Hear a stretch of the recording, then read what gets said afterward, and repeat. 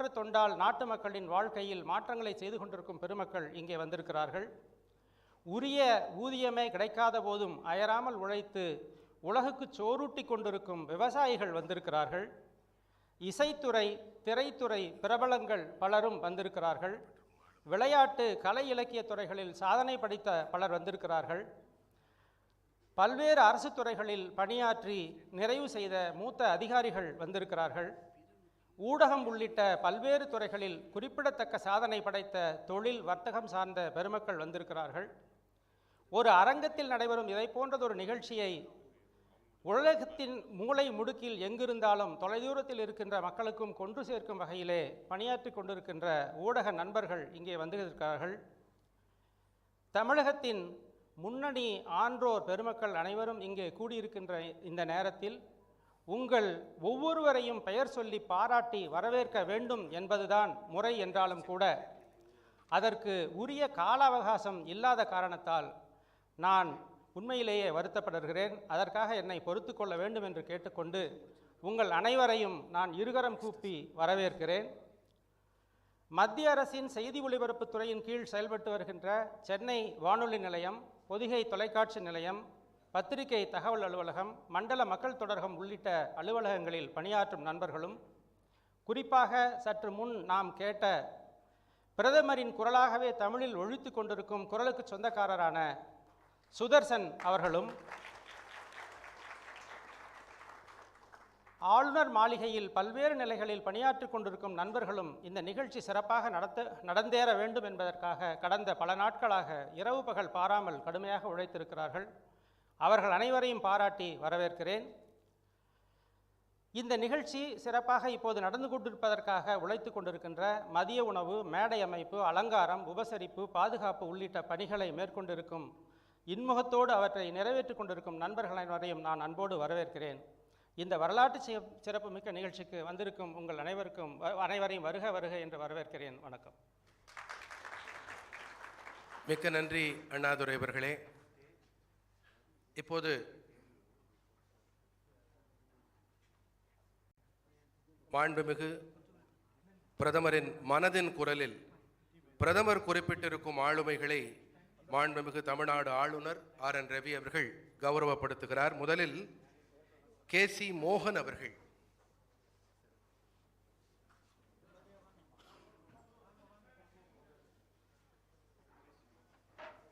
KC மோகன் அவர்கள் வருமாறு தாழ்மையோடு கேட்டுக்கொள்ளுகிறோம்.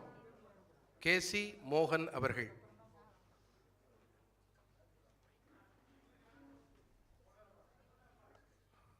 அடுத்ததாக கன்னிகா அவர்கள்.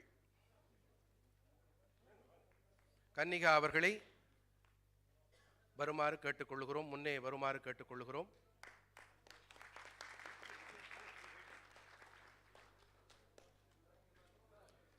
அடுத்ததாக கருப்பையா அவர்கள்.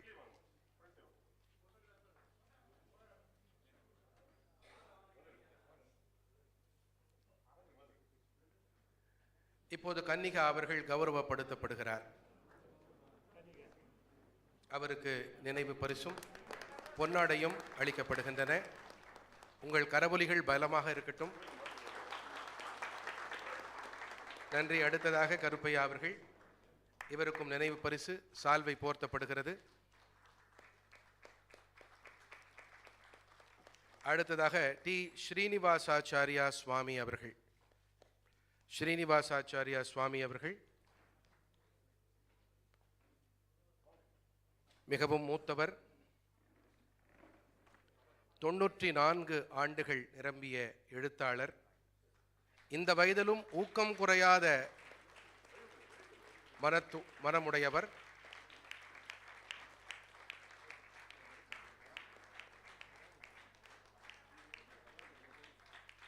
ஆளுநர் அவர்கள் அவருக்கு வணக்கம் தெரிவித்து அவருக்கு நினைவு பரிசையும் பொன்னாடையையும் போர்த்துகிறார்.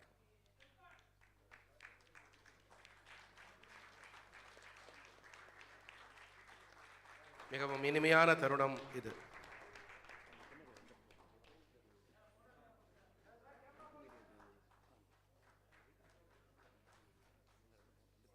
அடுத்ததாக ஹேமலதா அவர்கள். ஆசிரியை ஹேமலதா அவர்கள்.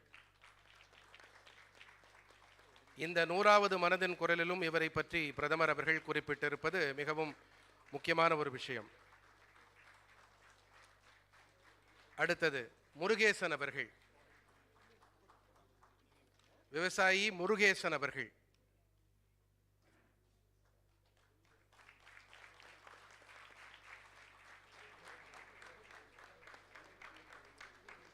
பொன்னாடை போர்த்தி மாண்புமிகு ஆளுநர் அவர்கள் இவரை சிறப்பிக்கிறார். அடுத்ததாக குரு பிரசாத் அவர்கள். குரு பிரசாத் அவர்கள்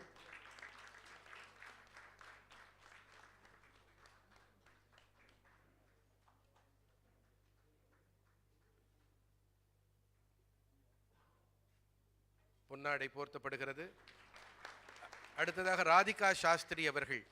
ராதிகா சாஸ்திரி அவர்கள்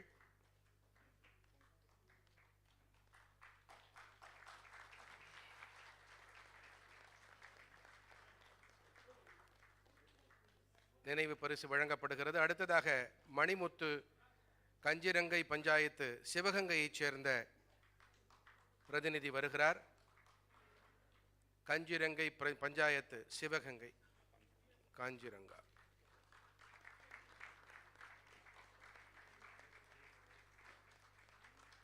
திருவண்ணாமலையைச் சேர்ந்த சந்திரசேகர் குப்பன் அவர்கள். சந்திரசேகர் குப்பன் ஐயா அவர்களுக்கு நினைவு பரிசும் பொன்னாடையும் அளிக்கப்படுகின்றது.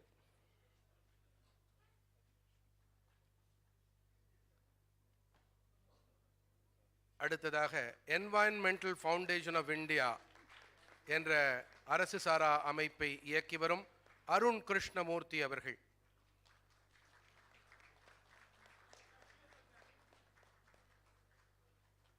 நினைவு பரிசும் பொன்னாடையும் அளிக்கப்படுகின்றது. அடுத்ததாக யு நாகமணி அவர்கள். யு நாகமணி அவர்கள் மேண்டலின் இசை கலைஞர் யு நாகமணி அவர்கள்.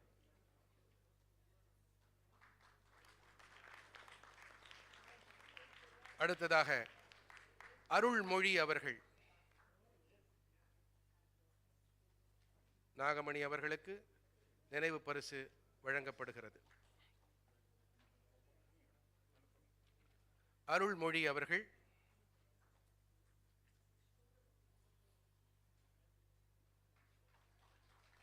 அடுத்ததாக பிரசித்தி சிங் அவர்கள்.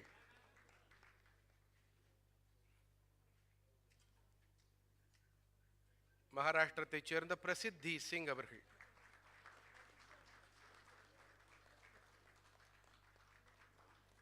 தூத்துக்குடி மாவட்டத்தைச் சேர்ந்த முடிதிருத்துவோர் பொன் மாரியப்பன் அவர்கள்.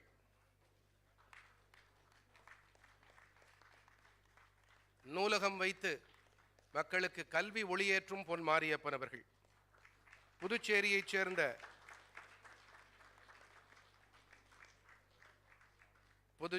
சேர்ந்த மாலதி செல்வம் அவர்கள்.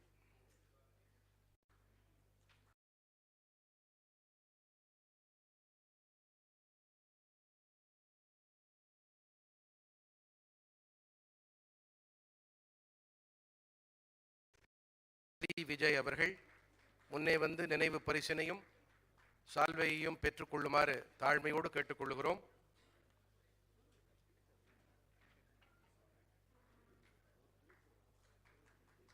அடுத்து வருகிறார் திருப்பூரைச் சேர்ந்த SP கோபாலகிருஷ்ணன் அவர்கள்.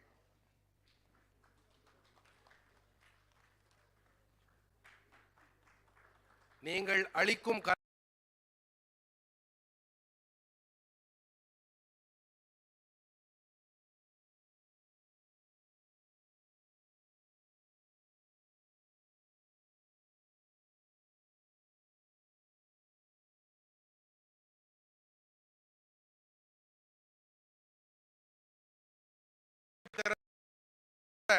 இன்னும் ராணுவ சேவையில் ஈடுபட்டு வரும் லெப்டினன்ட் கர்னல் துவாரகீஷ் அவர்கள்.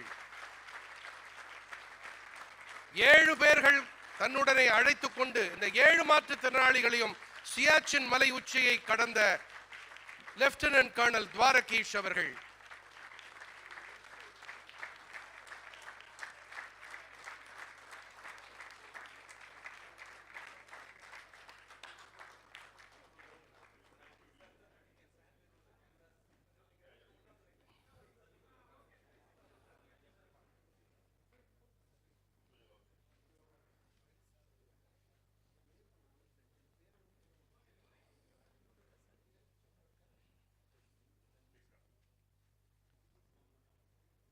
மிக்க நன்றி நண்பர்களே.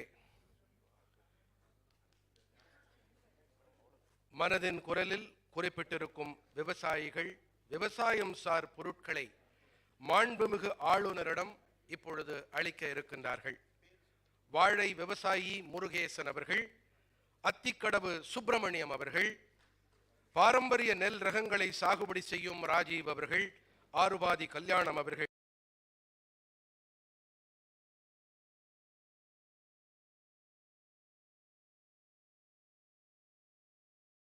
விவசாயம் சார் பொருட்களை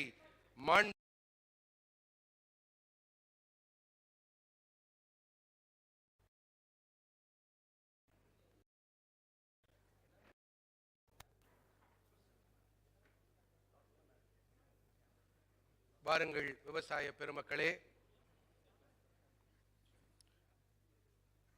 முருகேசன் அவர்கள், சுப்பிரமணியம் அவர்கள், ராஜீவ் அவர்கள், கல்யாணம் அவர்கள், வேலுச்சாமி அவர்கள், குருசாமி அவர்கள், இந்த விவசாய பெருமக்கள் விவசாயம் சார் பொருட்களை மாண்புமிகு ஆளுநரிடம் அளிக்க இருக்கின்றார்கள்.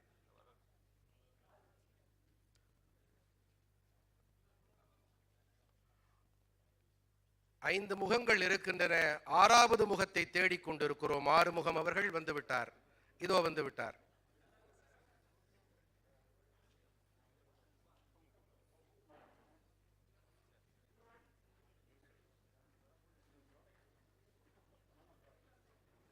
விவசாய சாகுபடி பொருட்கள் அளிக்கப்படுகின்றன.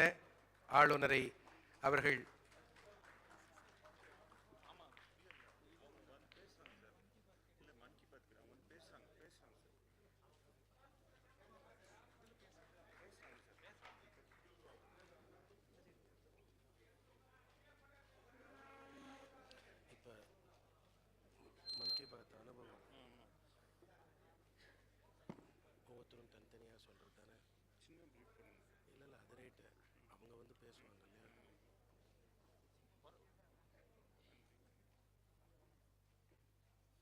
மிக்க நன்றி விவசாய பெருமக்களே, உங்கள் அன்பு நிறைவானதாக இருந்தது.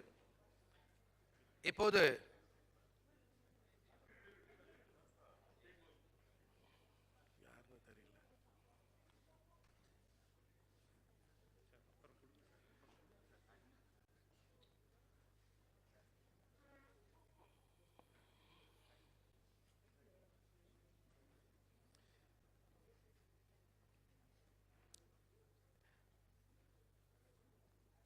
மனதின் குரலின் இந்த 100 பகுதி பயணம் தொடர்பான தங்களுடைய அனுபவங்களை பகிர்ந்து கொள்ள இருக்கின்றார்கள்.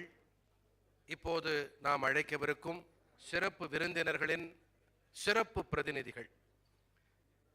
மனதின் குரலில் மாண்புமிகு பிரதமர் குறிப்பிட்ட ஆளுமைகளும் இவர்களில் அடக்கம்.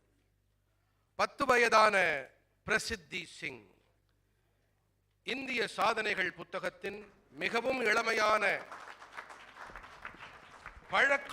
பழங்கள் அடங்கிய காட்டினை உருவாக்கி சாதனை படைத்திருக்கிறார். பிரதம மந்திரியின் தேசிய பாலர்கள் விருதினை பெற்றவர். பிரதமரின் பெண் குழந்தைகளுக்கான பெண் குழந்தைகளை காப்போம், பெண் குழந்தைகளுக்கு கல்வி அளிப்போம் தேசிய இயக்கத்தின் தூதுவர் 10 வயதான பிரசித்தி சிங். மேடை உங்களுடையது.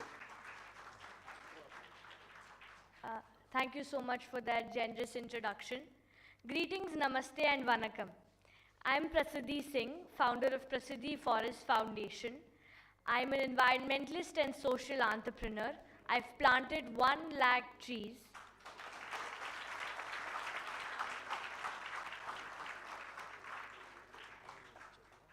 Thank you. And organized more than 600 plus awareness sessions and workshops and connected with more than 40,000 plus people through across 20 plus countries.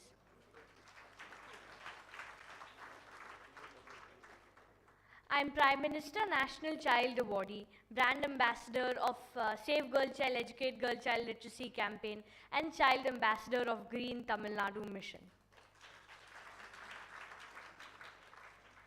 From always, I have been inspired from nature, and my planting journey started when I was 4 years of age. Right now I'm 10, and it has been 6 years of me doing plantations and environmental projects. Today, I'd like to share about one of my major 2 missions. My first mission is to keep planting trees to enhance biodiversity until it becomes our culture. And my second mission is to bring people together and keep spreading awareness until it gets translated in our literature. During this journey of mine, our Honorable Prime Minister, Shri Narendra Modi ji, had shared with me 3 sankalpas. The first sankalpa was regularity. To be regular in whatever project I'm doing. So for instance, if I'm doing something for the planet, I need to be regular. The second sankalpa he mentioned was to be on the promise I've made to the nation. So if I've decided I want to plant 1 lakh trees and heal our earth, I have to stand to that promise. The third one was to be humble. And even I say, if you'll be humble, you'll never stumble.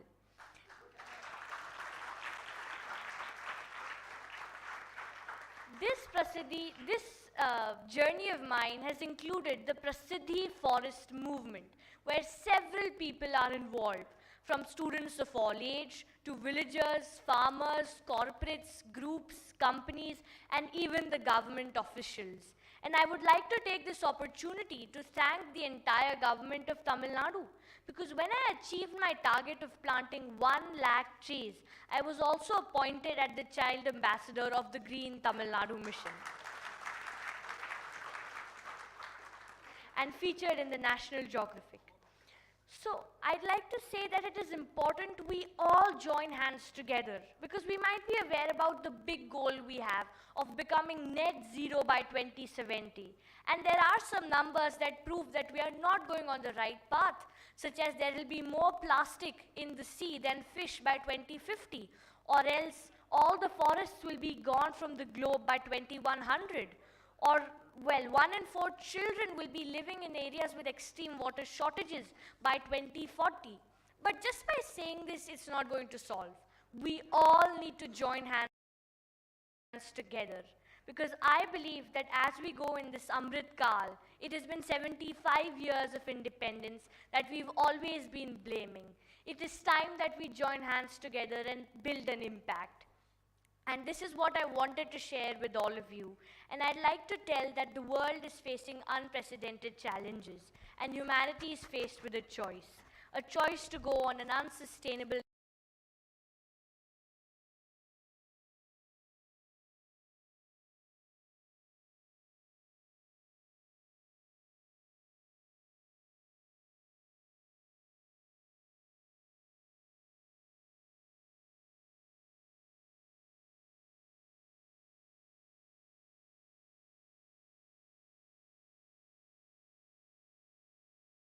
trajectory to stop, listen, and learn from nature.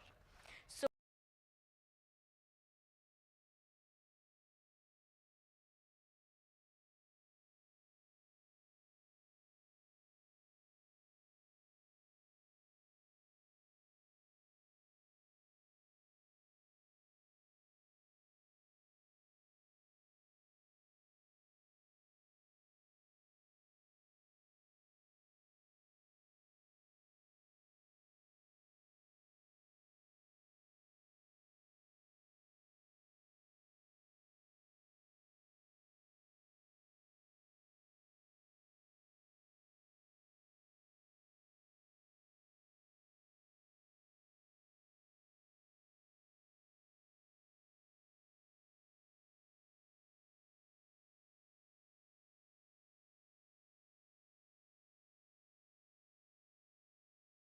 soil by saying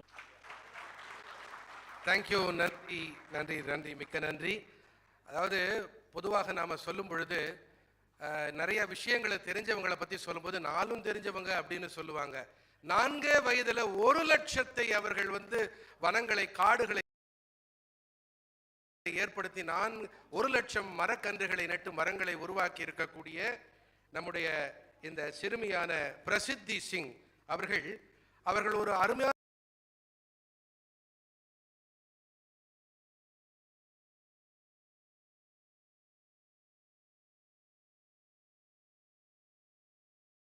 கருத்தை சொன்னார்கள். வினயம், மிகவும் வினயம், வித்யா ததாதி வினயம் என்பார்கள் சம்ஸ்கிருத.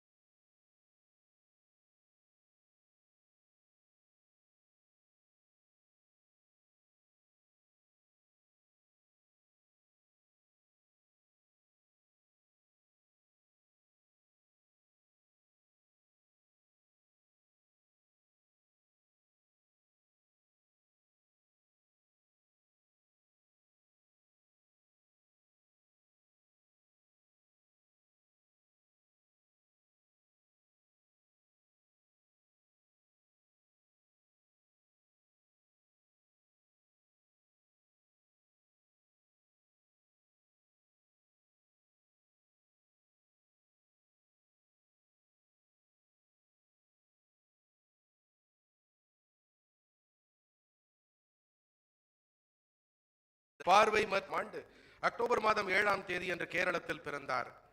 காயத்ரி வீணை என்ற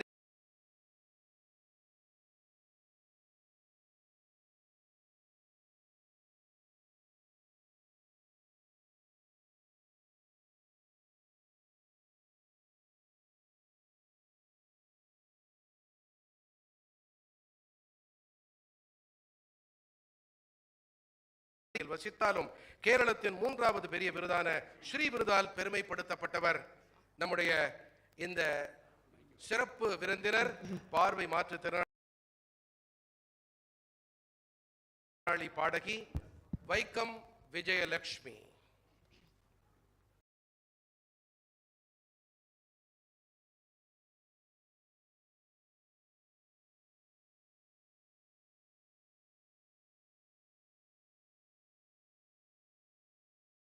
என்பது வைக்கம் சத்தியாகிரகம் ரொம்ப புகழ்பெற்றது.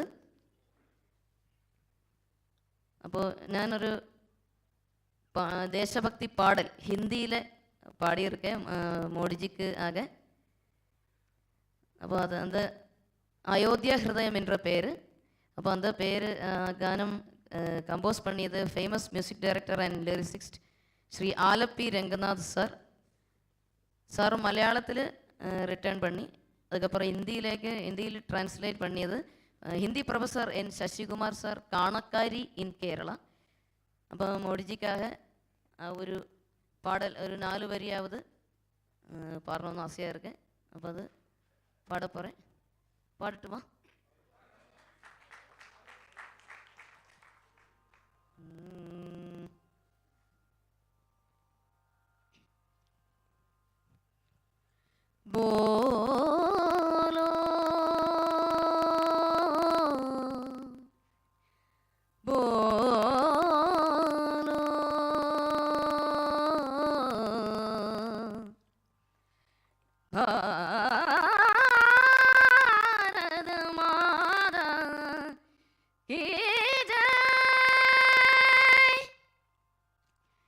पुण्य अयोध्या हृदय जोर शोर से गाया,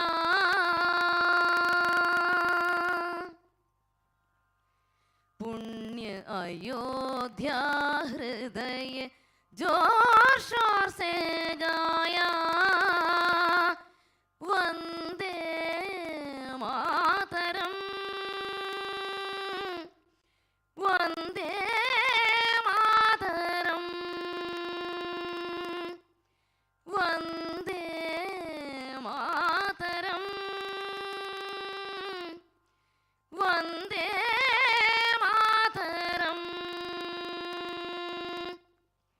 अचल हिमालय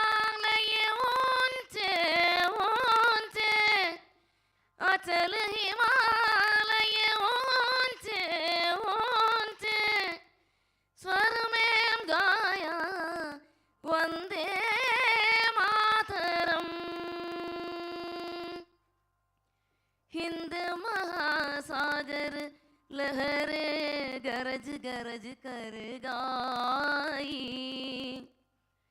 हिंद महासागर लहरे गरज गरज कर गाई, जन जन मानस इज्जत से इडलाते गाए, जन जन मानस इज्जत से इडलाते गाए, वंदे मातरम वंदे मातरम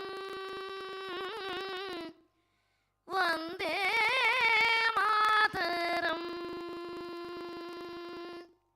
நன்றி, வணக்கம். ஜெய் ஹிந்த். ஜெய் ஹிந்த் மோடிஜி. வடக்கே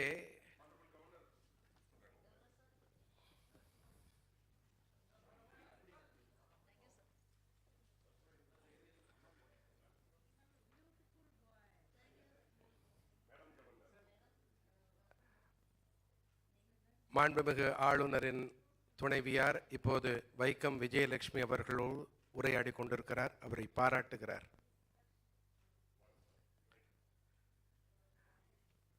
வடபாரதத்திலே அண்ணல் ராமபிரானை பற்றி குறிப்பிடும் பொழுது மரியாதா புருஷோத்தம் ராம் என்பார்கள்.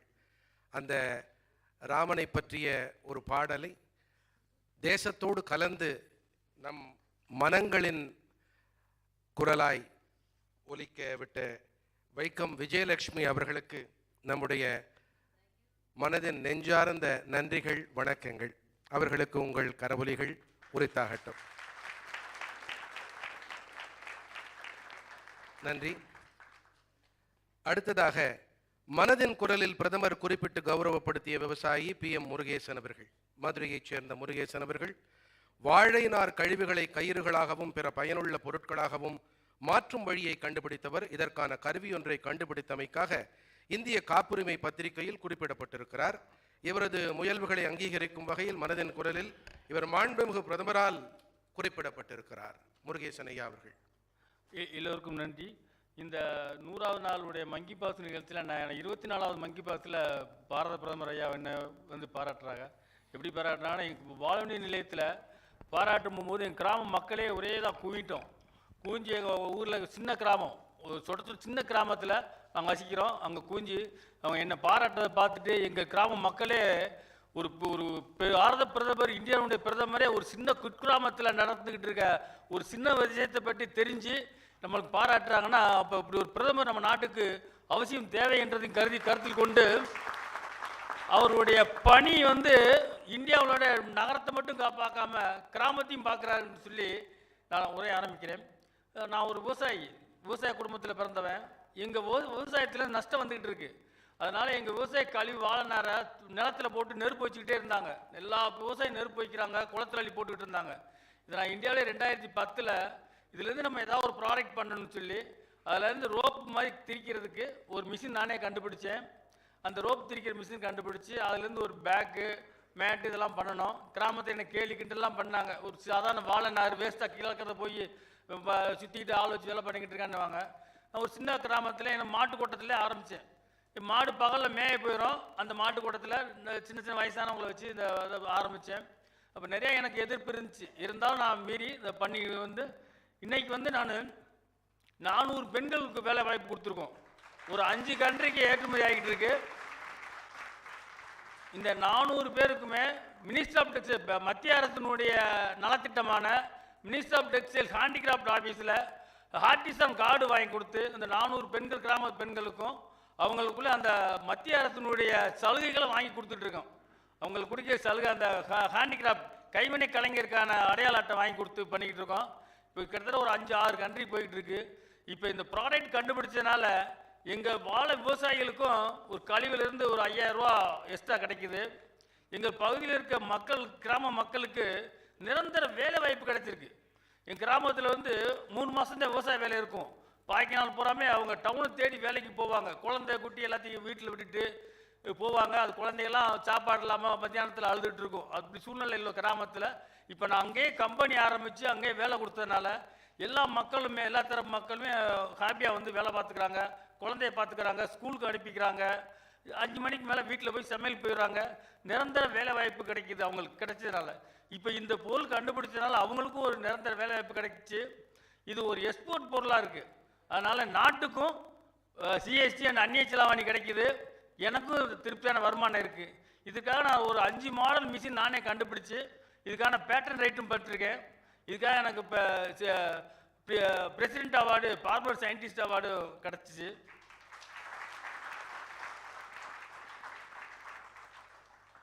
பிரதமர் நரேந்திர மோடிஜி அவர்கள் குஜராத் சீஃப் மினிஸ்டராக இருக்கும்போது எனக்கு best farmers award Madurai district எனக்கு கிடச்சிச்சு.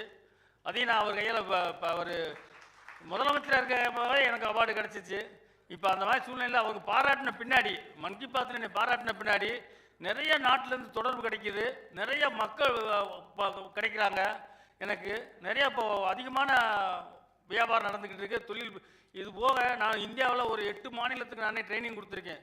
அஸ்ஸாம், பீகார், ஆந்திர பிரதேசம், கோதாவரி டிஸ்ட்ரிக்டில், கேரளா போன ஊரில் என்னுடைய மிஷினும் கொண்டு போய் கொடுத்து அவங்களுக்கு 10 நாள் இருந்த அந்த மக்களுக்கு ட்ரைனிங் கொடுத்து அவங்களுக்கு அந்தந்த அங்கே உள்ள கழிவுகளை வேலைவாய்ப்பு ஏற்படுத்தி கொடுத்து அந்த மக்களுக்கும் நான் வாழ்வாதாரம் கொடுத்துருக்கேன்.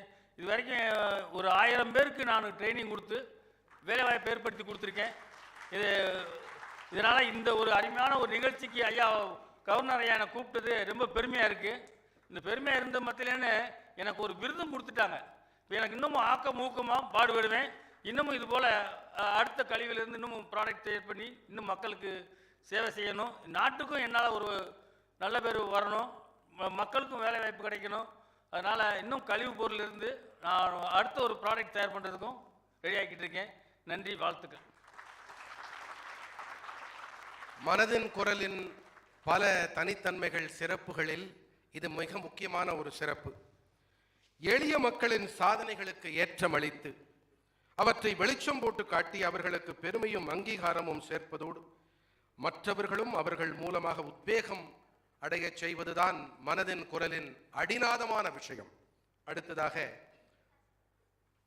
மனதின் குரலில் பிரதமர் குறிப்பிட்டு பெருமைப்படுத்திய தமிழ்நாட்டைச் சேர்ந்த லெப்டினன்ட் கர்னல் துவாரகீஷ் அவர்கள் 7 மாற்றுத்திறனாளி சாகச வீரர்களோடு மேஜர் லெப்டினன்ட் கர்னல் துவாரகீஷ் அவர்கள் சியாச்சின் பனிப்பாறையில் ஏறி உலக சாதனை படைத்தார். இந்த 8 இந்தியர்களும் மாற்றுத்திறனாளிகள் அதிகம் கொண்ட குழு என்ற வகையில் 15,632 அடிகள் கொண்ட உலகின் மிக உயரமான போர்க்களத்துக்கு 2021ஆம் ஆண்டு செப்டம்பர் மாதம் 11ஆம் தேதி என்று ஏறி சென்று உலக சாதனை படைத்திருக்கின்றார்கள். உங்கள் கரவொலிகள் வேண்டுகிறேன். இதன் பெயர் ஆபரேஷன் ப்ளூ ஃப்ரீடம். 100% மாற்றுத்திறன் படைத்தவர் என்ற நிலையிலும் கூட இந்திய ராணுவத்தில் பணியில் நீடித்திருக்க அனுமதிக்கப்பட்டிருப்பவர் லெப்டினன்ட் கர்னல் துவாரகீஷ் அவர்கள். ராணுவ பணியில் ஆரம்ப கட்டத்திலேயே இவர் தனது 2 கண்களிலும் பார்வை இழப்பை சந்திக்க வேண்டியிருந்தது. இவரது மந்திர சொற்கள், நான் ஒரு படை வீரன், எப்போதுமே நான் ஒரு போர் வீரனாகவே இருப்பேன், தோல்வி என்ற ஒன்றை உங்கள் மனது ஏற்றுக்கொள்ளாத வரையில் தோல்வி என்பதே கிடையாது. இதுதான் இவரது மந்திர சொற்கள். லெப்டினன்ட் கர்னல் துவாரகீஷ் அவர்கள், மேடை உங்களுடையது. Honorable Governor of Tamil Nadu, First Lady, senior officials, dignitaries, achievers, and my dear friends, good afternoon to all of you. Honored to be here. I would like to start by stating the difference between equity and equality. What is equality? Let's say we have some apples lying here, and everybody in this arena is allowed to take 1 apple each. And somewhere a sensible guy sees that there's a person with the goggles on who cannot see. He picks up this apple and makes it accessible to the person who cannot see. So this is equity. In September 2021, there was a Siachen expedition which was flagged off by our Honorable Social Justice Minister from Delhi. The aim was to take persons with disability to the world's highest battlefield. It is at 16,000 feet. It's called the Siachen Glacier. It's so different. I mean, the glacier is not just a mountain or it's not just snow. It's much beyond. Even trained soldiers find it hard to survive there. It requires a lot of training and physical endurance. It's snow-filled desert, to simply put. There's no vegetation. You can't find insects. It's hard to breathe, minus 30 degrees Celsius. And every 5 steps that you take, you want to gasp for air, and you have to keep drinking water, and the food that you eat is very, very different. It's very difficult to survive. And Army had the courage to say, we'll give this opportunity. The Social Justice Ministry had the willingness to say, let's empower these people. So we completed this expedition, gaga, everybody happy, but suddenly things started changing. The way people look at us changed. When I say us, the entire persons with disability community. Those people who said, we cannot let you into a gymnasium because you could get hurt. Those people who said, how can I teach you swimming? Because you can't see, I don't know how to teach you. Everybody started welcoming us. In fact, Army Paralympic Node, which is in Pune, gave me an opportunity to undergo training for swimming. 18 months later, I participated in 2 national competitions. I have 4 national medals in swimming by my name. I hold the national record for breaststroke today. What's the difference? Siachen was always there. People like us who wanted to work hard, who wanted to prove our mettle were always there. Rights for persons with disability was always there. And people willing to work hard were always there. But what we lacked was the opportunity, the spotlight, the limelight, which was given by the system. Why do we need blind IFS officers? Why do we need a visually impaired High Court judge? Because these are the synergy drivers who change the perception of people. And I aspire to be one of them. So long as I'm in the system, I wish to be in policy interventions. I'll keep working hard, and I'll bridge the gap between this community and the community which wants to work along with them. Thanks to the government, thanks to everybody who has been listening to us patiently, thanks to every single hand that holds me to move farther and higher. Thank you very much. Jai Hind. Lieutenant colonel Dwarakish அவர்கள்,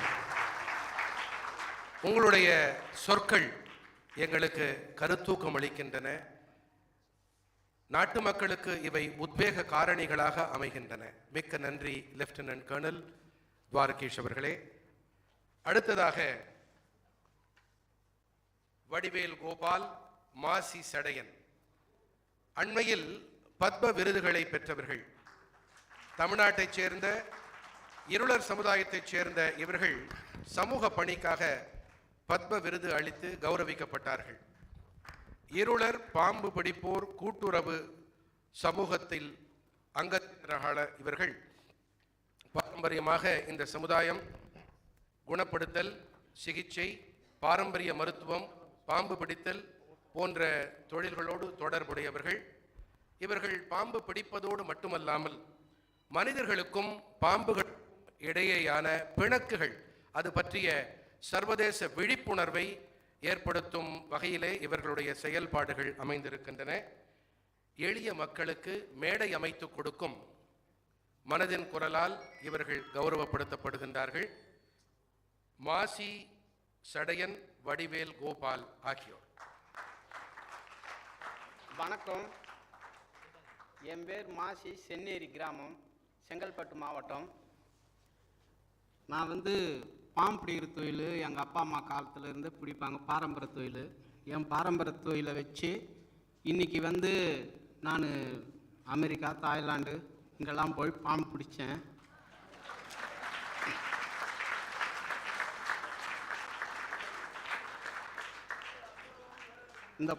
இந்த பாம்போட வகையெல்லாம் விஷம் உள்ள பாம்பு, அதிகமான விஷம் உள்ள பாம்புலாம் இருக்குது.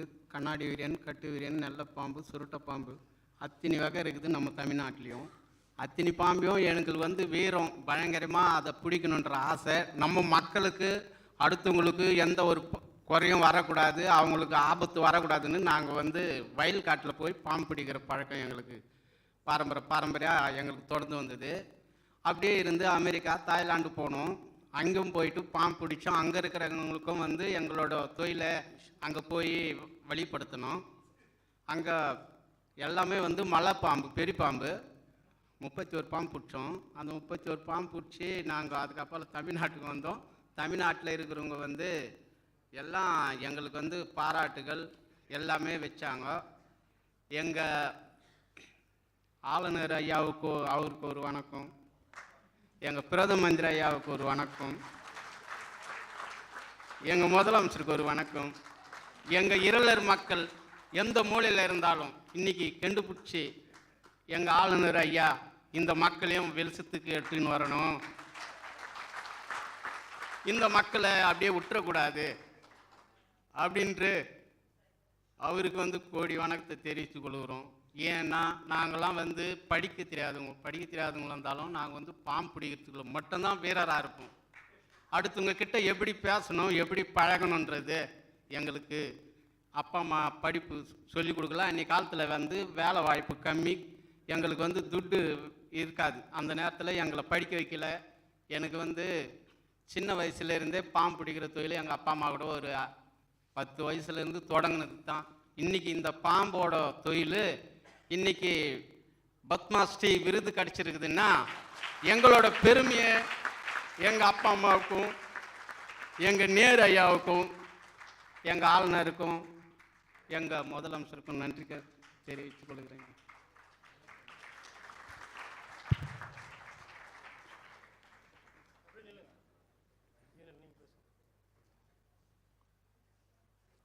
வந்திருக்கிற அனைவருக்கும் வணக்கம். என் பேர் வடிவேல், செங்கல்பட்டு மாவட்டம் சென்னேரி கிராமம் எல்லர் பகுதியிலேருந்து நான் பேசுகிறேன்.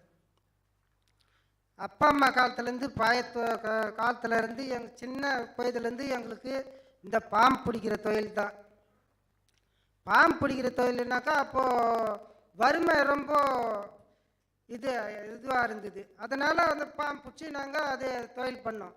இப்போ அதில் வந்து என்ன பண்ணாங்க, ராம்லோஸ் விட்டாக்கார் ஒருத்தர் இருக்கிறார். அவர் வந்து இந்த இருளர் மக்களை வந்து ஒன்றா சேர்த்து இந்த இருளர் மக்கள் நல்லா இருக்கணும், அவங்க முன்னுக்கு வரணும் அப்படின்னு அவர் சொன்னார். அவர் சொல்லி என்ன சொல்கிறாருனாக்கா, வடநெம்மலின்னு இருக்குது இருளர் கூட்டூர் சங்கம், அதில் நாங்கள் உறுப்பினராக இருக்கிறோம். பொம்பளை ஆம்பளை எல்லாமே உறுப்பினராக இருக்கிறோம்.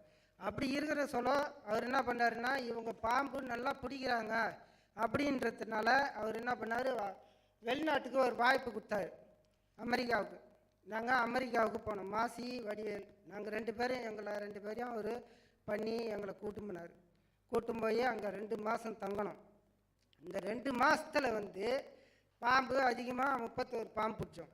அங்கே இருக்கிற ஐயாவங்களுக்கும் எங்களை ரொம்ப பாராட்டினாங்க. பாராட்டி விருதெல்லாம் கொடுத்தாங்க. கொடுத்து எங்களை என்ன பண்ணார், ஐயா திருப்பின்னு வீட்டில் கொண்டாந்து எங்களை கொண்டாந்து சேர்த்துட்டாங்க. சேர்த்துட்டு சொல்ல இந்த பத்மாசி அவார்டு விருதுனாக்கா எங்களுக்கு எதுவுமே தெரியாது. ஏன்னா எங்களுக்கு படிப்பு அறிவு இல்லை அந்த நாளில். அந்த நாள்லேருந்து சின்ன வயதுலேருந்து எங்களுக்கு கடாபுரம் பிடிச்சி தான் தொழில், அந்த பாம்பு பிடிக்கிற தொழில் மட்டும்தான் எங்களுக்கு. ஆனால் படிப்புன்றது அந்த மூளைக்கு எங்களுக்கு எட்டலை. அப்படின்றதுனால நாங்கள் போல நாட்டில் போயிட்டு நாங்கள் பார்த்துக்கின்னு வந்தோம். பார்த்துன்னு வர சொல்ல என்ன பண்ணார், இப்போ பத்மாசி அவார்டு உங்களுக்கு அறிவிச்சிக்கிறாங்க. நாங்கள் பாம்பு பிடிக்கிற தொழிலுக்கு தான் போயிருந்தோம், கம்பெனிக்கு போயிருந்தோம், கரூருக்கு போயிருந்தோம். அங்கே போயிரு சொல்ல எங்களுக்கு இந்த அவார்டு கிடச்சிது. இது பண்ணாங்க, அறிவிச்சாங்க. எப்படின்னாக்கா உங்களுக்கு பத்மாசி அவார்டு கொடுத்துருக்குறாங்க அப்படின்னாங்க. நாங்கள் அமெரிக்கா போக சொல்ல அது போய் எவ்வளோ நாள் ஆகுதுனாக்கா ஒரு 2017 போனோம். போய் கூட மறந்துட்டோம், நாங்கள் அந்த அமெரிக்கா போனதே மறந்துட்டோம். இப்போ அந்த அவார்டு கிடச்சதுனால எங்களுக்கு ரொம்ப பெருமையாக இருக்குது. ஐயா நம்ம ஆளுநர் ஐயாவுக்கும், நம்ம கவர்னர் ஐயாவுக்கும், நம்ம குடியரசு அம்மாவுக்கும், நம்ம முதலமைச்சருக்கும் நான் நன்றியை தெரிவித்துக் கொள்கிறேன். யாருமே அறியாத, மிக்க நன்றி, யாருமே அறியாத அறிமுகமே இல்லாத நபர்களுக்கு விருதுகளை வழங்கி சிறப்பிப்பதுதான் இப்பொழுது இந்த பத்மா விருதுகள் இப்படிப்பட்ட எளியவர்களுக்கு கிடைக்க ஒரு வாய்ப்பாக அமைந்திருக்கிறது. அதே போல மனதின் குரல் 100வது பகுதியிலும் இவர்களுக்கு இத்தகைய ஒரு பெரிய அங்கீகாரத்தை அளித்திருக்கிறது. மனதின் குரலில் அடிநாதமான எளியவர்களுக்கு அங்கீகாரம் என்ற மையப்பொருள்தான். அடுத்ததாக ராஜீவ், நெல் ஜெயராமன் ஆகியோர் விவசாயிகள். அவர்கள் ராஜீவ் அவர்களும் இவரது மாமனுமான நெல் ஜெயராமன் என்று அழைக்கப்படும் ஜெயராமன் அவர்களும் இயற்கை விவசாயத்தின் கொடிதாங்கிகள், சுற்றுச்சூழல் ஆர்வலர்கள், தமிழ்நாட்டின் விவசாயிகள் தலைவர். இவர்கள் இருவரும் 150 பாரம்பரிய நெல் ரகங்களுக்கு கடந்த 20 ஆண்டுகளில் மீள் உயிர்ப்பு அளித்திருக்கின்றார்கள். இன்று இவரது முயற்சிகள் காரணமாக பாரம்பரிய நெல் ரகங்களை பயிர் செய்வதில் 40,000த்திற்கும் மேற்பட்ட விவசாயிகள் ஆர்வத்தோடு ஈடுபட்டு வருகின்றார்கள். 2013ஆம் ஆண்டு இவர்களுடைய முயல்வுகள் இவர்களுக்கு தேசிய புதுமைகள் கண்டுபிடிப்பு நிறுவனமானது பெஸ்ட் ஜெனோம் சேவியர் விருதினை அளித்து கௌரவித்தது. இதை இவர்கள் அப்போதைய குடியரசுத் தலைவரிடமிருந்து பெற்றார்கள். ராஜீவ் அவர்கள். போற்றுதலுக்கும் மரியாதைக்கும் உரிய மாண்புமிகு ஆளுநர் அவர்களுக்கும், நிகழ்ச்சியில் கலந்து கொண்டு சிறப்பித்து கொண்டிருக்கும் தலைசிறந்த ஆளுமை அவர்களுக்கும் என்னுடைய வணக்கத்தை தெரிவித்துக் கொள்கிறேன். என்னுடைய பேர் பார்த்தீங்கன்னா ராஜீவ். டெல்டா மாவட்டத்தில் ஒரு மாவட்டமாக இருக்கக்கூடிய திருவாரூர் மாவட்டத்திலேருந்து வந்திருக்கிறோம். எங்களுடைய பணி என்னென்னா, ஒவ்வொரு வருடமும் தேசிய அளவில் நெல் திருவிழா நடத்தி 15,000க்கும் மேற்பட்ட விவசாயிகளை ஒருங்கிணைந்து அவர்களை இயற்கை விவசாயத்திற்கு மாற்றக்கூடிய வேலைகளையும், கலந்து கொள்ளும் அனைவருக்கும் பாரம்பரிய விதைகளை 2 கிலோ வீதம் இலவசமாக வழங்கி வரும் வேலையையும் தொடர்ந்து செய்து வருகிறோம். இந்த நேரத்தில் ஒருவரை நாம் நினைவுபடுத்த கடமைப்பட்டுள்ளோம். மறைந்த இயற்கை வேளாண் விஞ்ஞானி ஐயா நம்மாழ்வார் அவர்களையும், பாரம்பரிய நெல் ரகங்களை மீட்டெடுத்த ஐயா நெல் ஜெயராமன் அவர்களையும் உங்கள் பரத்த கரவொலியுடன் அவர்களை நினைவில் ஏற்படுத்துவோம்.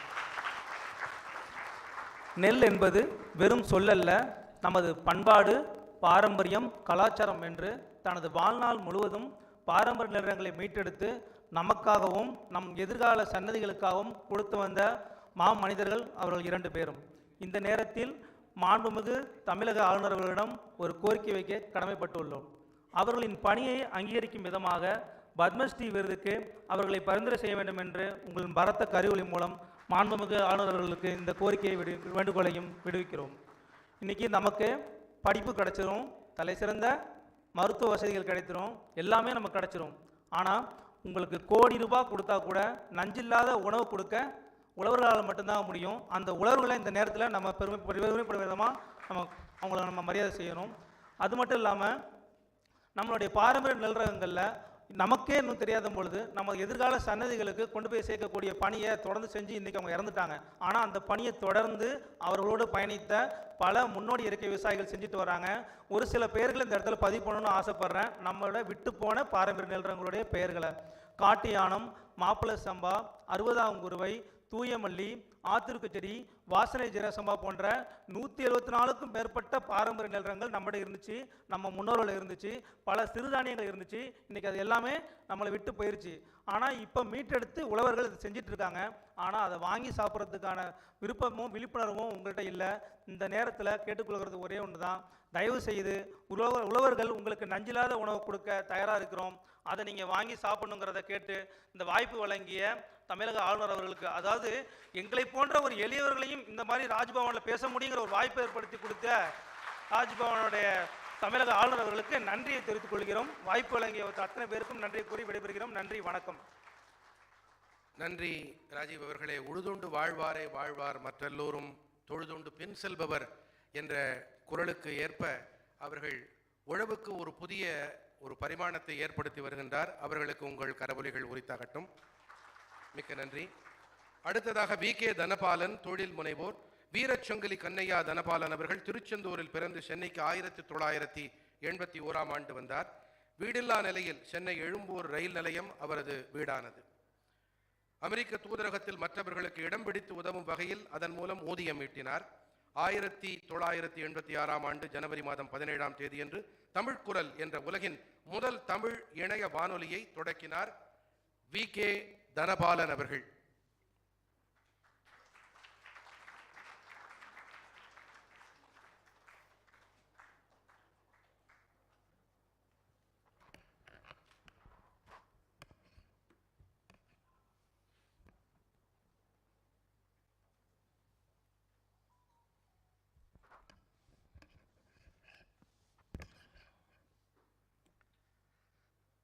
என் பெருமதிப்புக்குரிய மேதகு ஆளுநர் அவர்களே,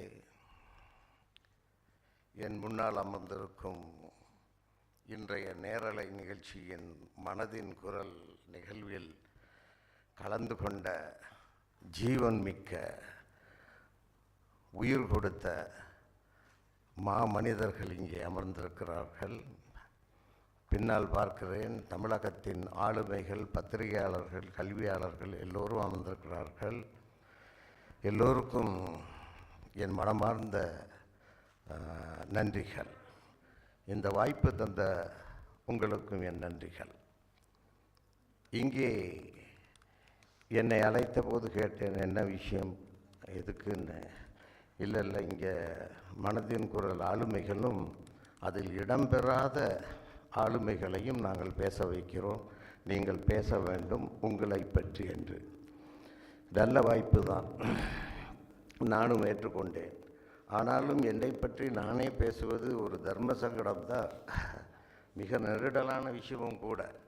இருந்தாலும் பொறுமையாக ஒரு 5 நிமிடம் நான் என்னை பற்றி சொல்ல வேண்டிய சூழ்நிலை.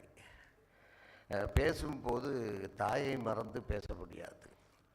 என் தாய் தந்தையர்கள் திருச்செந்தூர் கிராமத்தில் மிக மிக அடிமட்டத்தில் வாழ்ந்த சாதாரண சலவை தொழிலாளிகள். என் தாயும் தந்தையும் அந்த அழுக்கு ஆடைகளை எடுத்துக்கொண்டு ஆற்றுக்கு போய் அந்த உவர் மண்ணில் மிளைத்து அடித்து காய வைத்து வீட்டுக்கு வருவார்கள். காலங்காலமாக அவர்கள் கைகளை பார்த்தால் அந்த கைகள் சீல் வடியும், இரத்தம் வடியும். எங்கள் வீட்டில் புது சமையல் கிடையாது. இந்த துணிகளை கொண்டு போய் கொடுக்கும் வீடுகளில் போடும் அந்த உணவும் அந்த பழசும் தான் என் தாய் எடுத்து கொண்டு வந்து அவள் கைகளில் இருக்கக்கூடிய அந்த இரத்தம், சலம், காயாததெல்லாம் அதிலே பழகி அந்த சோடாவில் அதில் கழுவி அந்த சாதத்தை பிணைஞ்சி எனக்கு ஊட்டான்.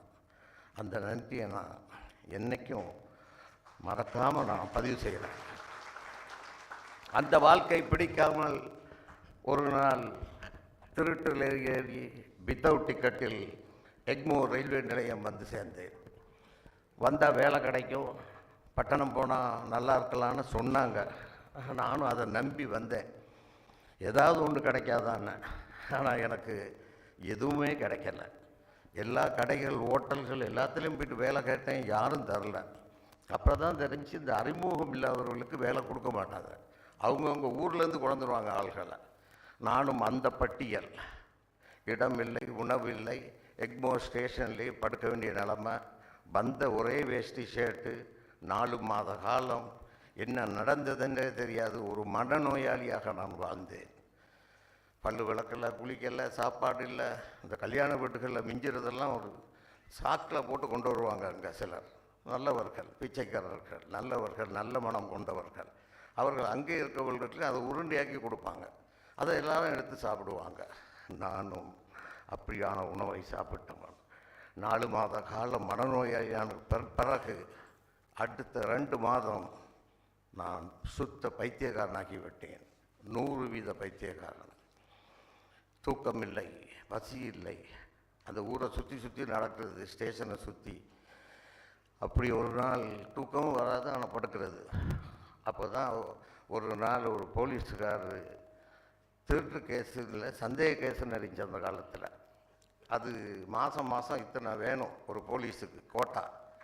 அன்னைக்கு கோட்டா குறைஞ்சி போச்சு போல். குறைஞ்சா இங்கே உள்ளவங்கள கூப்பிட்டு போயிடுவாங்க.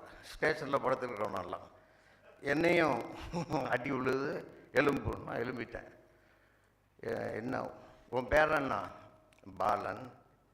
அடித்தான் அடி, லத்தியில் மூக்கு உடைஞ்சி ரத்தம் பீரிடுச்சு, கன்னத்தில் அடி, தலையில் அடி. என்ன நடந்துச்சு? நானே பைத்தியம், எனக்கு போய் அடிச்சுவேன், என்ன பண்ண போகிறோம்? ரத்தம் கொட்டுது. சரி போய் நில்லு அப்படின்னா கீழே நிற்கிற ஒரு 4 பேரோட நானும் நிற்கிறேன். என்னடா இது அப்படின்றேன். இல்லை, சந்தேக கேஸ் கிடைக்கல போல், அதனால் எங்களை இந்த டைம் அந்த கோட்டாவில் கொண்டுகிட்டு போட்டு ஜெயிலில் போட்டுருவாங்கன்ட்டாங்க. விடிஞ்சா ஜெயிலு. எனக்கு சட்டுன்னு ஒரு ஞானோதயம். எடுத்து ஓட்டம். அமெரிக்க தூதராலயத்தின் வாசலில் 4-5 பேர் கோட் சூட்டோடு இருந்தாங்க. எல்லாம் கோட் சூட்டை படித்தவங்க. ஆனால் விசாக்கு கீழே பிளாட்பாரத்தில் தான் படுத்துருக்கணும். அப்போ நல்லா இருக்கேன்னு நாங்கள் பட்டுக்கிட்டேன். காலையில் ஒருத்தர் எழுப்பி தம்பி இடத்த தாயான்னாரு. சரின்ட்டேன். 2 ரூபா கொடுத்தாரு. அந்த 2 ரூபா தான் என்னுடைய முதல் வருமானம். காலையில் கிடைச்ச அந்த 5 மணிக்கு கிடைச்ச 2 ரூபாயை வச்சுக்கிட்டு இட்லி தோசைலாம் சாப்பிட விருப்பம் இல்லை, எனக்கு சோறு சாப்பிடணும் இப்போது. அப்புறம் பார்த்தா எனக்கு மூளை வேலை செய்யுது, பைத்தியம் தெளிஞ்சிட்டு இவன் அடித்த அடியில் நல்லது நடந்ததுக்கு 2 ரூபா அந்த அளவு சாப்பாட்டுக்காக 11 மணி வரைக்கும் மதுரை முனியாண்டி விலாஸ் வாசலில் பசியோடு காத்திருந்தேன். அந்த 2 ரூபா சாப்பாடை சாப்பிடணுன்னா அந்த 2 ரூபாயிலிருந்து ஆரம்பித்த பிறகு என் வாழ்க்கை அதையே தொழிலாக கொண்டு வானத்தில் பறக்கும் அத்தனை விமான டிக்கெட்டுகளுக்கும் நான் ஸ்டாட்டிஸ்டாக இருக்கிறேன். 90,000 வங்கிகளில் உலகெங்கும் பணம் கொடுத்தால் என் நிறுவனத்தில் 7 நிமிடத்தில் எத்தனை கோடியாக இருந்தாலும் பெற்றுக்கொள்ளலாம். அந்த வசதி எங்கள் நிறுவனத்தில் இருக்கிறது. கான்சுலேட் ஜெனரலுக்கு நீங்கள் பயோமெட்ரிக் கைரேகைலாம் வைக்க போக தேவையில்லை. அத்தனை கான்சுலேட் ஜெனரலும் எங்கள் நிறுவனத்தை அங்கீகரித்திருக்கிறது. எங்கள் ஆஃபீஸுக்கு வந்துட்டாலே நாங்களே பயோமெட்ரிக் எல்லாம் பண்ணி கைரேகை பண்ணி கான்சுலேட் பண்ண வேண்டிய வேலையெல்லாம் செஞ்சு விசாவுக்கு வாங்கி அங்கே கொடுத்துருவோம். அந்த அளவுக்கு எங்கள் நிறுவனம் வளர்ந்திருக்கிறது. அது மட்டுமல்ல, உலகின் முதல் இணைய வானொலி என்னை அறிமுகப்படுத்த சொன்னார். உலகின் முதல் இணைய வானொலி மட்டுமல்ல, இந்தியாவின் முதல் வானொலி இன்டர்நெட் ரேடியோ worldtamilnews.com அதன் நிறுவனர் இந்த விகேடி பால்.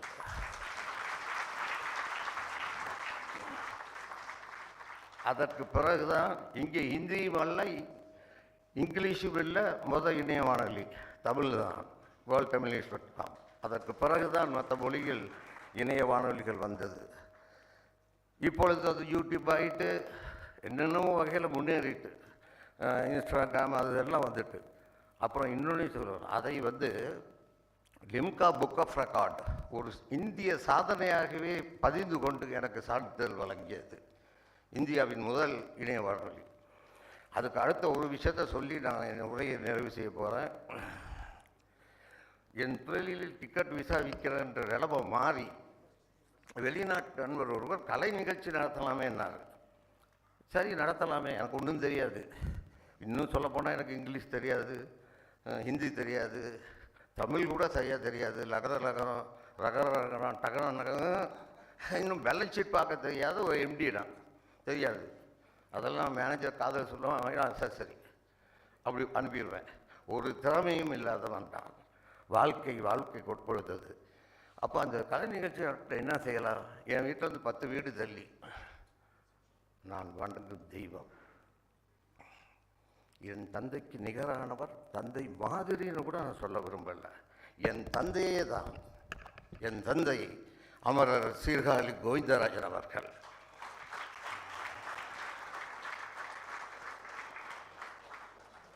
முப்பது வருஷத்துக்கு முதல் என்ன தம்பி, இல்லை ஐயா கொஞ்சம் கச்சேரி நடத்தோம், நீங்கள் எவ்வளோ வேணும்? எங்கே? London, America, German, Swiss. சரி எவ்வளோ? நீ தாத்தா தம்பி, உனைய பார்த்தாலே பாவமாக இருக்குது, நெல் உட்காரு. அவர் கையாலேயே தோசை சுட்டு என்னை பார்த்தா அப்படி பழுதாமல் சாப்பிட்டுன்னு சொல்லி நீ தரத தம்பி தெரியும். 50,000 ரூபா இங்கேயே வாங்குகிற காசு நான் தாரையான்னு ஒத்துக்கிட்டாரு. அனுப்புனேன். முதல் டிக்கெட் ஷோ அமெரிக்கா, ஆஸ்திரேலியா, ஐரோப்பாவில் நடைபெற்றதென்றால் அமரர் சீர்காழி கோவிந்தராஜனுடைய நிகழ்ச்சி தான். என்னால் ஏற்பாடு செய்யப்பட்டது. லண்டனில் housefull, German housefull, Paris housefull, Switzerland Housefull.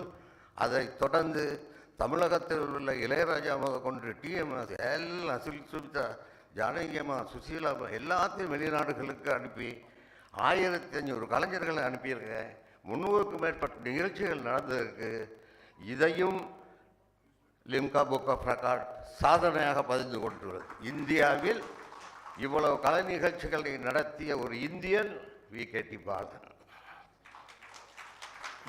அதற்காக அன்றைய முதல்வர் கலைஞர் கருணாநிதி அவர்கள், நான் மிகவும் மதிக்கும் மூதறிஞர், பெரியவர், அவர் கரங்களால் கவர்னர் பாத்திமா பிபி அவர்கள் கரங்களால் சான்றிதழும் தங்கப்பதக்கமும் பெற்றவர் நான். இன்னும் இன்னும் இன்னும் பல கல்லூரிகள் இங்கே இருக்கக்கூடிய Stella Maris, Madras Christian college, SIT college, இங்கே உள்ள சுற்றுலா மாணவர்களுக்கெல்லாம் நாங்களே இன்டர்ன்ஷிப் ட்ரெயினிங் பயிற்சி கொடுத்து வேலையும் வாங்கி கொடுக்குறோம்.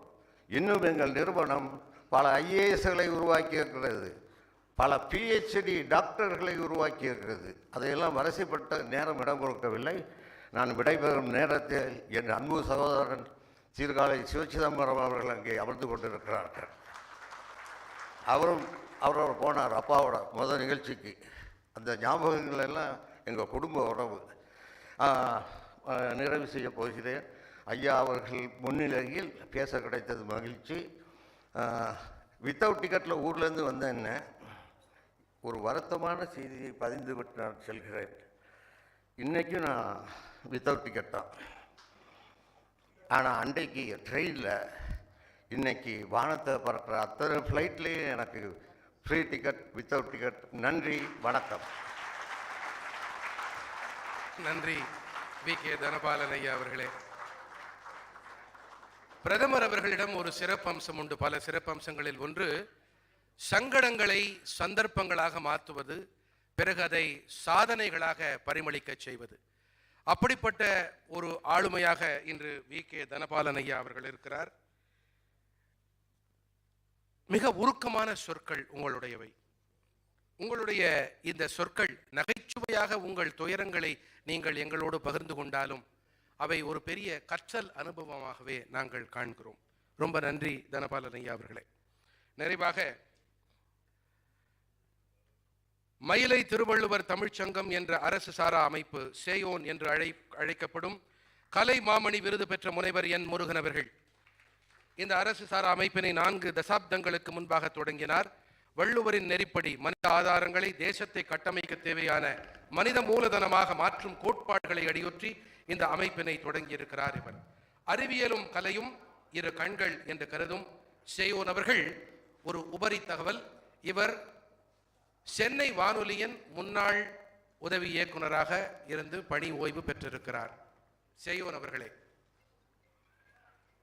மாண்புமிகு ஆளுநர் உள்ளிட்ட இந்த அவைக்கு எனது பணிவான வணக்கத்தை தெரிவித்துக் கொள்கின்றேன். துடிக்குது என் உதடும் நாவும் சொல்லு சொல்லு என்று நாவில் இடிப்பதால் உங்களிடம் சொல்லி மகிழ்கின்றேன். வந்த இடத்தில் கிடைத்த விருந்து இது. எப்படி என்றால், அருமையான மனதின் குரல் என்ற இனிய நிகழ்ச்சியை தொடர்ந்து நான் கேட்டுக் கொண்டிருக்கின்றேன். ஏனென்றால் நான் ஒரு வானொலிக்காரன் அல்லவா. வானொலியில் 33 ஆண்டுகள் பணியாற்றியவன்.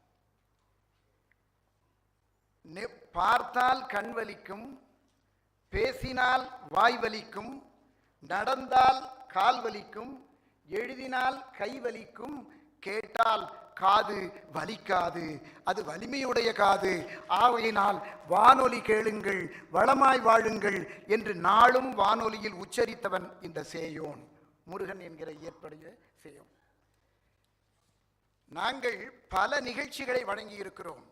ஆனால் மாண்பமை பிரதமர் அவர்கள் மனதின் குரலை தொடங்கியவுடன் தமிழ்நாடு மட்டுமல்ல, இந்தியாவில் உள்ள அனைத்து மாநில அன்பர்களும் கேட்டிருக்கின்றார்கள். கோடிக்கணக்கான நேயர்கள் இதை கேட்டுக்கொண்டிருக்கிறார்கள். அதனுடைய வெற்றி திருநாள் இன்றைய 100வது பெருநாள். அதற்காக நான் நிச்சயமாக நான் பணியாற்றிய அந்த வானொலிக்கும் அதை அருமையாக செய்து கொண்டிருக்கின்ற என்னுடைய அருமை இளவல் திருமிகு சுதர்சன் அவர்கள், அவருடைய குரல் ரொம்ப அற்புதமான குரல். அதுவும் அந்த எப்படி மோடி அவர்கள் பேசுவார்களோ அதே துவனியில். இந்த வானொலி நடிப்புக்கும் ஒரு முடியாது. அவர் நல்ல நடிகரும் கூட நான் அறிவேன். வானொலியில் ட்ராமா ஆர்டிஸ்ட் அவர். ப்ரோக்ராம் எக்ஸிக்யூட்டிவ் ஏஎஸ்டியாக இருந்தால் கூட, ஆனால் நல்ல வாய்ஸ். நான் சொல்லுவேன், நீங்கள் மோடியாவே ஆகிட்டீங்க அப்படின்னு. நீங்கள் கேட்டிருக்கலாம் தொடக்கத்திலேருந்து. அந்த உரையாடல் கூட மிக அருமையாக இருக்கும். என்னதான் வானொலியில் நானும் பல நிகழ்ச்சிகளை செய்தவன். ஒவ்வொரு நாளும் உங்களை நாடும் வண்ண களஞ்சியமே, உன்னதமான செய்தியை சொல்லும் எண்ண களஞ்சியமே, நகரினில் இன்று நடந்ததை எல்லாம் நினைத்து பார்க்கின்றோம், கருத்தில் நின்ற காட்சிகள் தம்மை விரும்பி கேட்கின்றோம், விருந்தினராக வருபவர் தம்மை அன்பாய் அழைக்கின்றோம், வேண்டியவெல்லாம் உங்களுக்காக தொகுத்தே தருகின்றோம். ஆம், தொகுத்தே தருகின்றோம். இப்படித்தானே இந்த நிகழ்ச்சியை தொகுத்து தந்து கொண்டிருக்கிறீர்கள். அன்று நான் பாடிய நிகழ்ச்சி இன்றைய நிகழ்ச்சிக்கும் பொருந்துகிறது அல்லவா? அதுதான் வானொலி. ஏன் சொல்லுகிறால் வானொலியின் நோக்கம் என்ன என்பதை அனைவரும் அறிதல் எனக்கு ரொம்ப மகிழ்ச்சி இன்றைக்கு. ஏனென்றால் ஒரு வானொலியில் 33 ஆண்டுகள் பணியாற்றியவன் ஒரு நிகழ்ச்சி, தொடர் நிகழ்ச்சி, ஆளுநர் மாளிகையில் இத்தனை ஆளுமைகள் முன்னிலையில் நடக்கிறது என்றால் இதுதான் முதல் நிகழ்ச்சி. அனைவரும் ஓங்கி கரவொலி எழுப்ப வேண்டிய நிகழ்ச்சி.